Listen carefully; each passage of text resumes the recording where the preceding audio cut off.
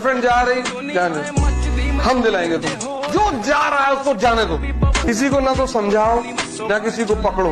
जब तक तुम्हारा जीवन खतरे में नहीं है तब तक किसी से मत उलझो। तुमको कोई गाली दे रहा है हमेशा वो तुम्हारा दुश्मन नहीं है, तुमको गुस्सा दिलाना चाहता है।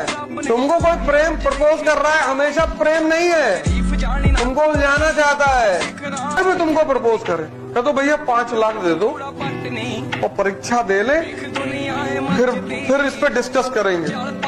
अभी तुमको बहुत लोग सुनाएंगे, टीचर सुनाएगा, फैमिली सुनाएगा, समाज सुनाएगा कि भिखमंगे हो तुम, और तुमको बहुत प्यार से सुनना है। सुनने का भी एक मजा है। और जब कल तुम बाहर में आओगे और तुम इंस्पेक्शन करने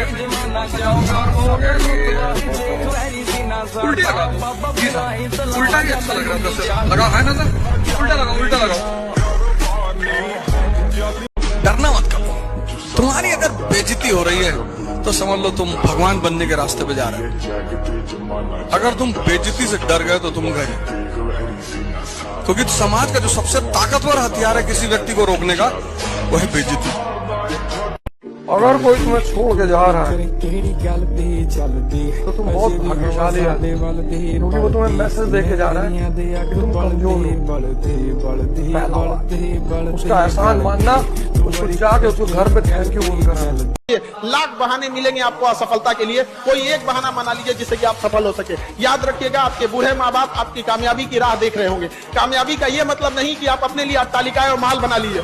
कामयाबी का ये मतलब होता है कि आपके माँ बाप को भी गर्व महसूस हो कि ये मेरा बेटा है, ये मेरी बेटी है। और हमेशा कहता हूँ 2 ऑप्शन नहीं रखने चाहिए लाइफ में, इसीलिए मैंने कोचिंग छोड़ दी थी। और जब चीज दांव पे लग जाती है ना, तब इंसान असली में।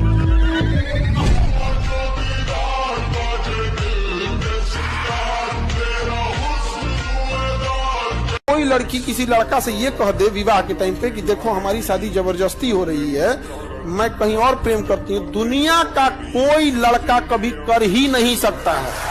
चाहे वो दुनिया की कितना सुंदर हूर परी का ना हो, एक बार बोल देगी तो कभी नहीं, पलट के नहीं देखेगा उसके यहाँ पर। स्वाभिमान से समझौता ही करेगा तो बाप हो बाप से, जरा मर जाए से स्वाभिमान से ना करे सर। दिन में 100 रील देखने पे 10 ठो याद रहेगा, और अगर ये आदत पड़ गया तो ब्रेन यही बिहेवियर बना लेगा। ब्रेन क्या बना लेगा? बिहेवियर। फिर अब आप उससे नहीं निकल पाएंगे। और अफसोस ये है, दिक्कत ये है कि बहुत सारे लोग इस ट्रैप में फंस चुके हैं और अब बहुत देर हो चुकी है आप लोगों से, ये हकीकत है। अभी अपने आप को नहीं संभाले ना तो जिंदगी में याद रखिएगा वो दिन दूर नहीं है जो आज आप जिसके बगल में बैठ के पढ़ रहे हैं ना, आप यहीं रह जाएंगे, वो एम्स पहुंच जाएगा। अब आप उसको रील में देखिएगा कि मेरे बगल में बैठता था, पहुंच गया एम्स में।